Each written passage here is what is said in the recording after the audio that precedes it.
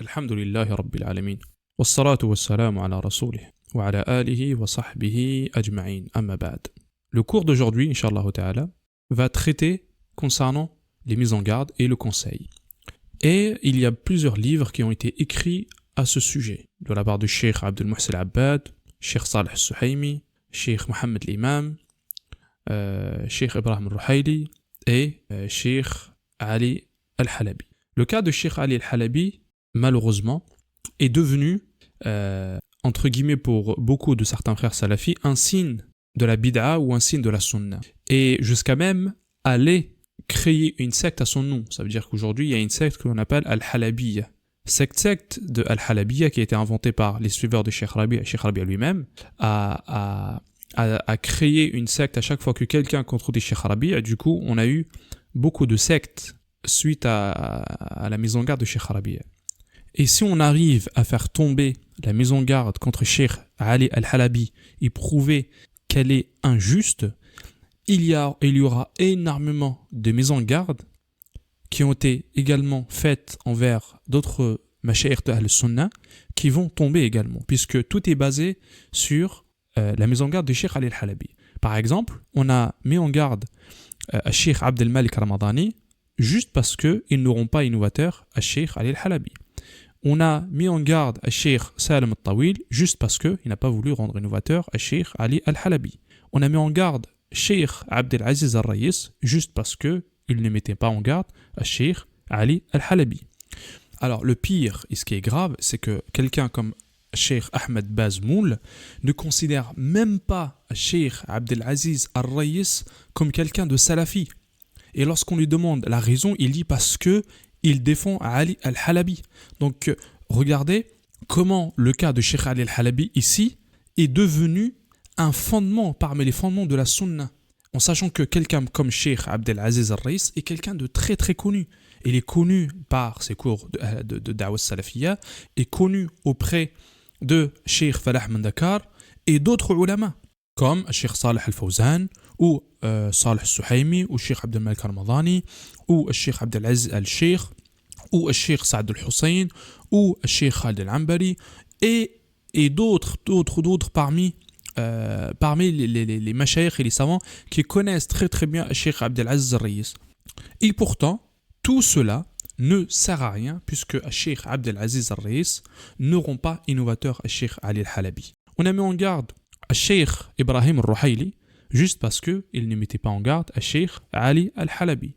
On a mis en garde à Cheikh Haytham Sarhan juste parce qu'il ne mettait pas en garde à Cheikh Ali Al-Halabi. C'est le cas également avec Cheikh Khalid Ismail ou le cas de Cheikh Mashhour Hassan Al-Salman. Et la liste est encore longue puisque ça a touché énormément de gens dans le monde entier, que ce soit en Algérie, que ce soit en Indonésie, que ce soit en Yémen, des étudiants et des imams, par exemple en Algérie aussi, qui ont été mis en garde juste parce qu'ils ne rendaient pas innovateur à Cheikh Ali Al-Halabi. Donc on voit ici réellement que la mise en garde de Cheikh Ali Al-Halabi a causé énormément de divisions au sein des rangs salafis. Et ce qui montre encore une fois que le cas de Cheikh Ali Al-Halabi ici est très important à étudier. Moi personnellement, des personnes avec qui j'ai discuté sur Twitter, des petits jeunes, qui considèrent que toute personne qui n'auront pas innovateur à Cheikh Ali Al-Halabi est un innovateur. Et bien évidemment, on voit clairement ici une certaine contradiction lorsqu'on voit que des personnes continuent encore à recommander à Cheikh Abdel Muhsin Al-Abbad, en sachant que Cheikh Abdel Muhsin Al-Abbad continue toujours de recommander à Cheikh Ali Al-Halabi. Il l'a toujours pas mis en garde et malgré plusieurs années de mise en garde, malgré qu'ils ont essayé peut-être de convaincre Cheikh Abdel Muhsin Al-Abbad, mais on voit clairement qu'ils n'osent pas encore rendre innovateur à Cheikh Abdel Muhsin Al-Abbad, même si on a vu des mises en garde contre son fils qui est Cheikh Abdelrazak Al-Badr, puisqu'il considère qu'il est laxiste dans Al-Manhaj. Et la secte de Al-Halabiyya, en réalité, elle n'existe pas. Elle n'existe pas. C'est comme Al-Wahhabiyya. C'est juste un nom qu'on donne pour discréditer la da'wah de Ahl Sunnah, comme ils font toujours Ahlul Bid'ah, quand ils veulent dénigrer la parole de Ahl-Sunnah, ils vont les appeler Al-Halabiyya, Al-Wahhabiyya, Al-Madkhaliya, Al-Jamiyya, etc. Et c'est une méthode fallacieuse, hein, quand on veut noyer son chien, on dit qu'il a la rage. Donc la secte de Al-Halabiyya n'existe pas en fait. Cheikh Ali Al-Halabi, d'ailleurs on va commencer par sa biographie. Qui est ce cheikh-là? Et pourquoi on voit en France des personnes qui traduisent les mises en garde contre Cheikh Ali Al-Halabi, en sachant que Cheikh Ali Al-Halabi n'est pas connu en France. Hein. Il n'y a rien de lui qui est traduit. Et pourquoi on va traduire son livre et parler de son livre, puisque la plupart des frères qui mettent en garde Cheikh Ali Al-Halabi ne connaissent pas ses propos et ses livres, et parfois on rapporte des choses sur Cheikh Ali Al-Halabi qui sont du mensonge. Récemment, ce que certains frères sur Twitter rapportent des propos de Cheikh Ali Al-Halabi qui sont des mensonges où Cheikh Ali Al-Halabi n'a jamais dit ça, ou on a mal compris ses propos. Et comme aujourd'hui, il n'y a pas des personnes qui traduisent les propos du Cheikh Al-Halabi, ce qui fait que toute personne qui ne maîtrise pas la langue arabe ne peut pas vérifier par lui-même, malheureusement. Et c'est le cas de beaucoup de mises en garde. Comme Cheikh Ibrahim Rouhaili dit lorsqu'il explique son livre qui s'appelle Le Conseil, il s'étonne de la motivation de ses frères qui sont très motivés à mettre en garde des savants salafis. Et il dit même que c'est possible que cette da'wa salafia elle est infiltrée, puisque comment on arrive à financer, d'où vient tout cet argent et tous ces moyens de traduction et à publier des mises en garde contre des prédicateurs salafis dans le monde entier.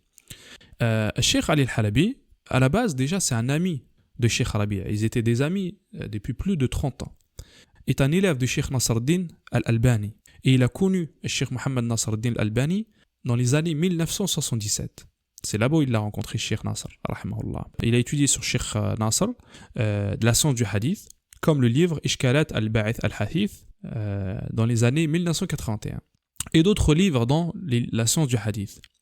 Et il a aussi appris de la science sur d'autres savants comme Cheikh Badi' ad-Din Sindi ou Cheikh Mohammed Salik al-Shanqiti et d'autres. Et parmi les ulama qui l'ont recommandé, on a son cheikh lui-même qui est Cheikh Mohammed Nasruddin Al-Albani dans plusieurs endroits dans ses livres, comme le livre de Cheikh Nasr qui est As-Sahiha, hein, donc l'authentique, où il y a les hadiths authentiques du prophète sallallahu alayhi wa sallam.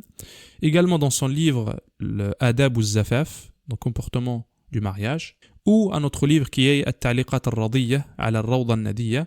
Également parmi les ulama qui ont fait la tazkiya de Cheikh Ali Al-Halabi, on a Cheikh Ibn Baz, rahimallahu ta'ala.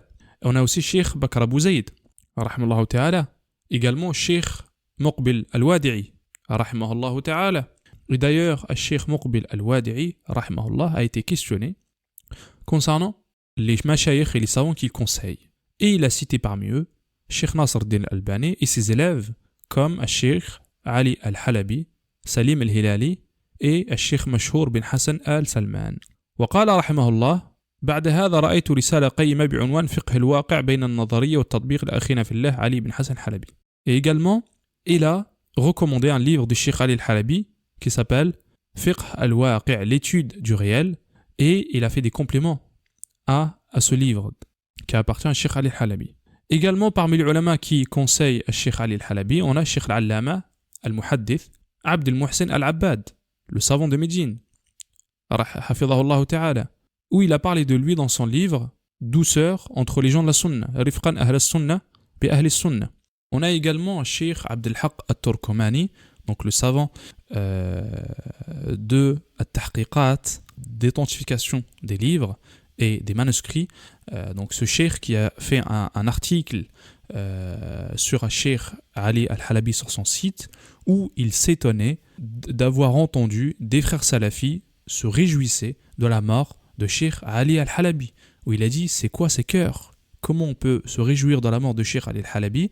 Il a dit dans cet article que Cheikh Ali Al-Halabi reste malgré tout un frère salafi, un cheikh sur la sunna, malgré nos désaccords sur certains points de la religion, mais ça n'empêche pas que Cheikh Abdel Haq Turkmani lui-même rencontrait Cheikh Ali Al-Halabi, échangeait avec lui, discutait, débattait, sans aller jusqu'à le fait de rendre innovateur Cheikh Ali Al-Halabi, rahimahullah ta'ala.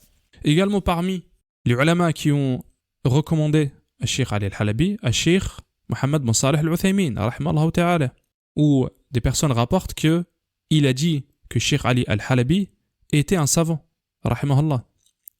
Et d'autres parmi les étudiants qui ne sont pas au même niveau de tous ces savants-là et qui connaissent le Cheikh Ali al-Halabi, ce qui prouve que Cheikh Ali al-Halabi n'est pas un égaré, d'accord ? C'est quelqu'un qui est connu auprès des savants salafis, et ça c'est une information qui est très importante à connaître. Pourquoi ? Parce qu'on a un fondement, parmi les fondements de la mise en garde, ce qu'on dit que man ulimat salafiyatuhu biyaqin la yakhruju minha illa biyaqin. Celui qui a été connu par la sunna avec certitude, il ne sortira pas de la sunna que avec certitude. Oh, on applique aussi cette règle, pour dire que celui qui est devenu musulman avec certitude, on ne le sortira pas de l'islam que avec une certitude. Donc, jusqu'à preuve de contraire, Cheikh Ali al-Halabi est un savant salafi, même si d'autres mashayikh peut-être peuvent le rendre innovateur, cette question ne devrait pas être un signe distinctif entre l'innovateur et le salafi. Ça peut au minimum rester un point de divergence, et au minimum, si ces frères-là ne sont pas d'accord avec nous, au minimum, nous, on a suivi des paroles des grands ulama comme Cheikh Mohsen Abbad et d'autres que jusqu'aujourd'hui, ils continuent à prendre la défense de Cheikh Ali al-Halabi, rahimallahu ta'ala. Et maintenant, on va parler un petit peu des travaux de Cheikh Ali al-Halabi, rahimallah. Donc le Cheikh est très productif, il a plus de 150 titres, dont des lettres, des livres. Il a authentifié aussi également des livres, avec des manuscrits, ce qu'on appelle ilm at-tahqiq, comme les livres d'Ibn al-Qayyim, comme certains livres aussi de Ibn al-Jawzi, qui est Talbis Iblis, etc. Donc, si tu rentres dans une librairie musulmane islamique, tu trouves toujours le nom de Cheikh Ali al-Halabi sur les livres. Également, il a un grand travail dans la science du hadith. Il a également écrit contre les takfiris. Il a plusieurs livres contre le takfir. Il a aussi plusieurs livres où il défend Cheikh Nasr al-Din al-Albani contre le irja. Il a également un livre contre les manifestations. Il a aussi écrit contre les révolutions. Il a écrit contre les bid'a, les innovations, sans parler également de ses explications, ses shuruhat dans plusieurs sciences comme la science du hadith. Il a aussi fait Sharh Sahih Muslim, les livres d'Ibn al-Qayyim et d'autres. Donc, Cheikh, il est très productif, rahimahullah ta'ala. Et le livre qu'on a entre nos mains aujourd'hui, qui s'appelle le Manhaj al-Salaf al-Salih, la méthodologie des pieux prédécesseurs, fi tarjih al-masalih, dans le fait de contrebalancer entre les intérêts. Wa tatwih al-mafasid wal-qaba'ih. Tatwih, c'est le fait de rejeter ou renverser le mal, et dans les principes de la critique et du conseil. Ce livre, à la base, était un conseil destiné à Cheikh Rabi' al-Madkhali concernant la méthodologie et le chemin que Cheikh Rabi' a pris récemment dans les dernières années, qui était le fait de mettre en garde des savants salafis et certaines exagérations dans la mise en garde. Donc ce comportement-là qui a été remarqué par Cheikh Ali al-Halabi, qui a été remarqué par Cheikh Abdel Mohsen Abbad, que lui-même souligne dans un audio clairement où il dit que Cheikh Rabi' al-Madkhali a pris un autre chemin, contrairement à l'époque, comme il l'a connu à l'époque, où Cheikh Rabi' était quelqu'un qui était dans la science et qui n'était pas dans les conflits. Également le Cheikh Ibrahim al-Ruhaili aussi, qui l'a remarqué, et d'autres savants aussi qui ont remarqué que Cheikh Rabi' al-Madkhali a pris un autre chemin dans la mise en garde.